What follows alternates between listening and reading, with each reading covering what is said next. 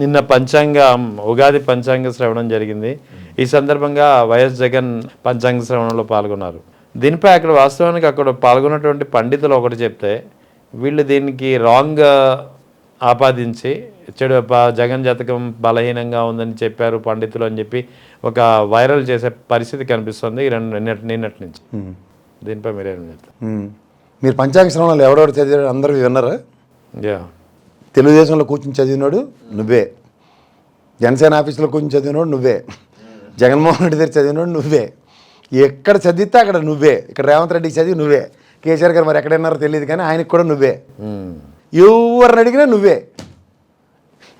ఇంకా ఇదే కనుక నిజంగా జాతకాలకి మంత్రకాలకి చింతకాలు పడిపోతాయి అనుకుంటే ఎలక్షన్ కమిషన్ కూడా ఇంకేట్ లేకుండా అందరు జాతకాలు పెట్టి చూడు పెళ్ళిళ్ళకి ముహూర్తాలు ఆడపిల్లని మగపిల్లని సెట్ చేసినట్టు వాళ్ళు ఇద్దరిని కూర్చోపెట్టి అన్ని జాతకాలు పెట్టి జాతక బలం చంద్రబాబు నాయుడుకి ఎక్కువ ఉంది, లేదా జగన్మోహన్ రెడ్డికి ఎక్కువ ఉంది, లేదా పవన్ కళ్యాణ్కి ఎక్కువ ఉందని ముఖ్యమంత్రులు డిసైడ్ చేసి ఇవ్వమనండి. ఈ ఉర్ర మీరు ఇవాళ 26లో ఉగాదికి చదివిన జాతకం 29కి ఇది క్యారీ అవుద్దా? నెక్స్ట్ సంవత్సరం 20 తిరగకుండా ఉంటాయి, మళ్ళీ ఇది జాతకం చెప్పకుండా ఉంటాడా? 27 జాతకం చెప్తారు, 28 జాతకం చెప్తారు, 29 జాతకం చెప్పిన తర్వాత ఎలక్షన్ అవుద్ది.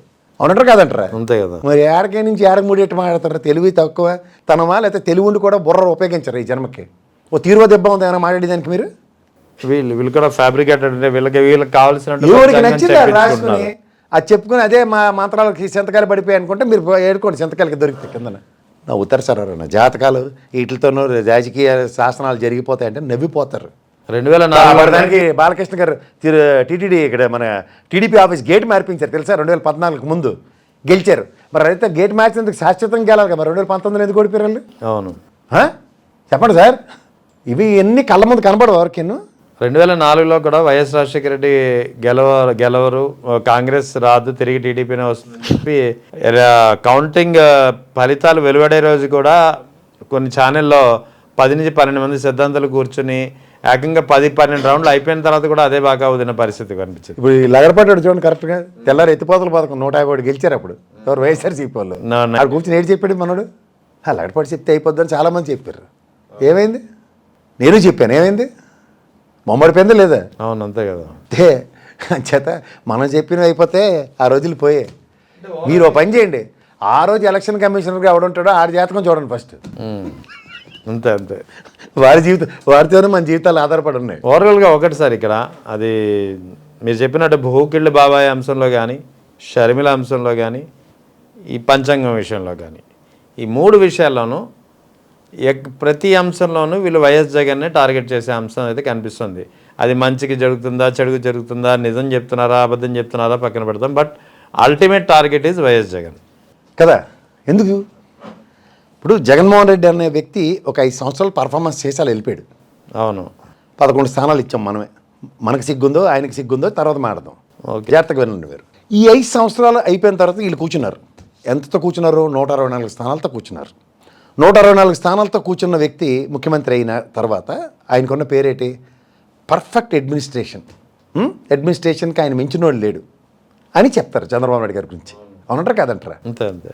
కానీ వెనక్కి ఇలా తిరిగి చూస్తే నీ జీవితంలో ఇలాంటి అడ్మినిస్ట్రేషన్ చేసావా అన్న ప్రశ్న ప్రతి నిమిషం చెదపురుగు దొలిచినట్టు దొలిచేస్తాను చంద్రబాబు నాయుడు గారిని. అందుకని ఏం చేస్తున్నాడు? వెనక్కి తిరిగి చూస్తే భయం ఆయన వల్ల కావట్లేదు. ఎందుకంటే ఎగ్జిక్యూషన్స్ ఆల్రెడీ మేడ్. దాన్ని ఆ పాటలో మనం ముందుకెళ్ళాలి. అప్పుడు ఏమవుతుంది? ఇన్నాళ్ళు అడ్మినిస్ట్రేషన్ స్కిల్స్కి ది బాస్ అని చెప్పుకున్న చంద్రబాబు నాయుడు గారు the legacy of Jaganmohan Reddy పాత్రలో నడుస్తున్నాడని అక్కడ ఉన్న వాళ్ళందరూ చెప్పేస్తారు. అవును, ఇది ఆయనకి బిగ్గెస్ట్ ప్రాబ్లం చంద్రబాబు నాయుడు గారికి. ఓకే. సో దాన్ని ఓవర్కమ్ చేయాలంటే కొత్త పాత్ క్రియేట్ అవ్వాలి. అది ఆయన వల్ల కావట్లేదు. అప్పుడు ఏం చేస్తున్నాడు? ఇండివిజువల్గా జగన్మోహన్ రెడ్డి అనే వ్యక్తిని వ్యక్తిత్వ హననం చేస్తే పని అవుతుందని ఈ బుడంకాయగాలు ఇచ్చిన ఆలోచన. అంచేది ఏం చేస్తాడు? ప్రతిసారి హూకిల్డ్ బాబాయ్ అక్కకి అమ్మకే అన్యాయం చేసేసిన జగన్మోహన్ రెడ్డి. ఈ అంశాలని ప్రజలు ఇప్పుడు డైలీ సీరియల్ ఉంటాయి చూడండి, ముసలి చూస్తారు, అలా ఈ సీరియల్ని ఖచ్చితంగా రక్తి కట్టిస్తున్నారు. ఎందుకు? వీళ్ళకి వెనక్కి తిరిగి చూస్తే అగాధాలు భయం పడి వస్తున్నారు. What sort of administration he made, what sort of executions he has made అని. అందుకని చూడండి, కాలేజీలు, మెడికల్ కాలేజీలు ఎలాగైనా ప్రైవేట్ వాళ్ళకి ఇచ్చేస్తే జగన్మోహన్ రెడ్డి మార్క్ ఉండదు.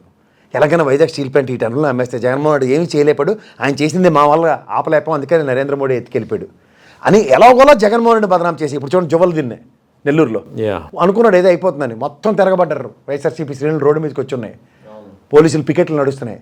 సో ఇవన్నీ దేనికి ఉదాహరణ? ఒక బడబాగ్ని ముందుకెళ్తోంది. జువ్వలదిన్లో ఎప్పుడైతే మన మత్స్యకార సోదరుల్ని కాపాడుకోవడానికి ఆయన చేసిన, వీళ్ళు ఏమైనా అడగండి మైక్ ఇవ్వండి చంద్రబాబు నాయుడుకి లోకేష్కి వెళ్ళటం వాళ్ళకి, the biggest coastal area, the longest stretch more than 900 కిలోమీటర్లు మనకుంది. దీన్ని బంగారు భవిష్యత్ చేయాలి. అంత విజనరీ ఉన్న లీడరు కదా, 5 సంవత్సరాలు నీ ఎగ్జిక్యూషన్ ఒకటి చూపించు. పోర్ట్ల విషయంలో కానీ, ఫిషింగ్ హార్బర్లు కానీ, ఫిష్ ల్యాండింగ్ సెంటర్ల విషయంలో కానీ, when he has made it, అక్కడ ఇన్ ప్రెజెన్స్ లేదు. సే ఫర్ ఇన్స్టెంట్ అక్కడ ఏవైతే ఫిషింగ్ హార్బర్లు, ఫిష్ ల్యాండింగ్ సెంటర్లు, పోర్ట్లు, ఇవి కనుక ఆయన పాత్రలో ముందుకెళ్ళాడు అనుకోండి, బొక్కబొర్ల పడి చంద్రబాబు నాయుడు చచ్చినట్టు జగన్మోహన్ రెడ్డి మార్క్కి ఈయన జస్టిఫై చేశాడని చెప్పాలి. ఎగ్జాక్ట్లీ. ఈయనకి అలవాటు పడిన ప్రాణం ఏంటి? హైటెక్ సిటీ నేనే కట్టాను, అవుటర్ రింగ్ రోడ్ నేనే వేసాను, నెక్స్ట్ ఎయిర్పోర్ట్ నేనే కట్టాను అంటే ఎక్కడికక్కడ ప్రతి ఒక్కటి సమానం చెప్తున్నాం వాళ్ళ. ఇది కనుక జరిగింది అనుకోండి, Jaganmohan Reddy mark the mark అయిపోద్ది. అందుకని ఈ భయానికి ఎలాగోలా ఇతని వ్యక్తిత్వ హననం చేసి ప్రజల దృష్టిలో అతన్ని బదనాం చేసే కార్యక్రమానికి తెరలేపుకోవాలి. కానీ దేవుడు పైన, కింద ప్రజలు వీళ్ళని కన్విన్స్ చేసే ఈ 5 సంవత్సరాల టర్మ్ ఏది జరగట్లేదు వాళ్ళతో. ఇది మేజర్ ప్రాబ్లం వాళ్ళది. అందుకని ప్రతి విషయంలో వాళ్ళకి బూమరాంగ్ అవుతుంది. అనవసరమైన విషయాలు నెత్తికెత్తుకోకూడదు. It is your duty to perform. But పాతోడి పర్ఫార్మెన్స్ నువ్వు వేలెత్తి ఎన్నాళ్ళు చూపించుకుంటావు? ఒకసారి, 2 సార్లు, 3 సార్లు ఒక అబ్స్టకల్ క్రియేట్ చేశాడు, ఐ క్లియర్డ్ ఇట్. ఉదాహరణకి మనకు పోలవరం డ్యామ్ చూసుకుందాం. ఏమైంది? డయాఫ్రామ్ వాళ్ళు తప్పు కట్టాడు. ఆ డ్యామ్ రెక్టిఫికేషన్ చేయడానికి జగన్మోహన్ రెడ్డి చేసిన పని ఇవాళ వీళ్ళకి పచ్చి వెలక్క నోట్లో పడింది. అది ఒప్పుకున్నారు అనుకోండి, 72% వీళ్ళు కట్టింది క్లెయిమ్ చేసుకోలేరు. దే ఆర్ లైస్. ఇక్కడ గవర్నమెంట్ పరంగా కూడా మెడికల్ కళాశాలలు ఏదైతే పీపీపీ విధానంలో అప్పగించాలని చెప్పి టెండర్లు పిలిచారు, జగన్ ఇచ్చిన వార్నింగ్ కావచ్చు, మరొకటి కావచ్చు, ఒక్కడు కూడా ముందుకు రాలేదు. సో ముందుకు రాలేదు, అలాగని ప్రభుత్వం కూడా ముందుకు పోవడం లేదు.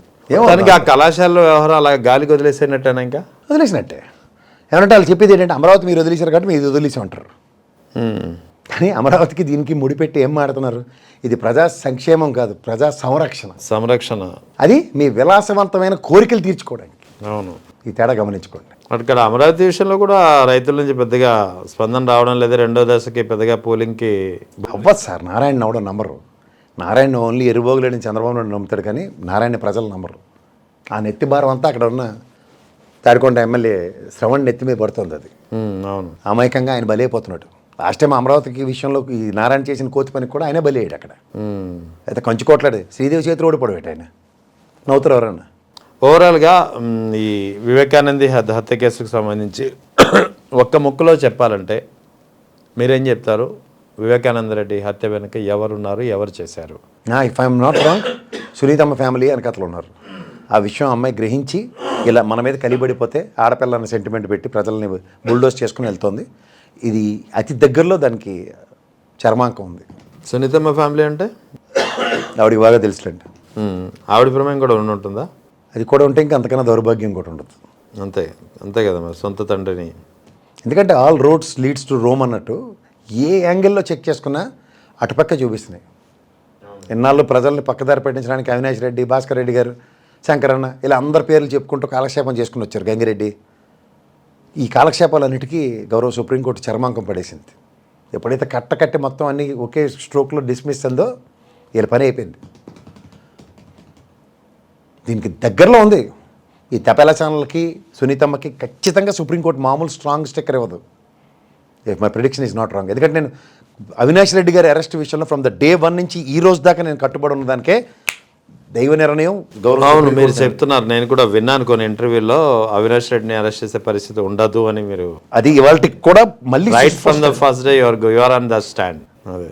సో ఖచ్చితంగా ధర్మం పక్కనే దేవుడు ఉంటాడు, నేను నమ్ముతాను. ధర్మ పరిరక్షణ కోసం ఒకసారి justice May denied, justice May late, but it's not denied. Right sir, thank you.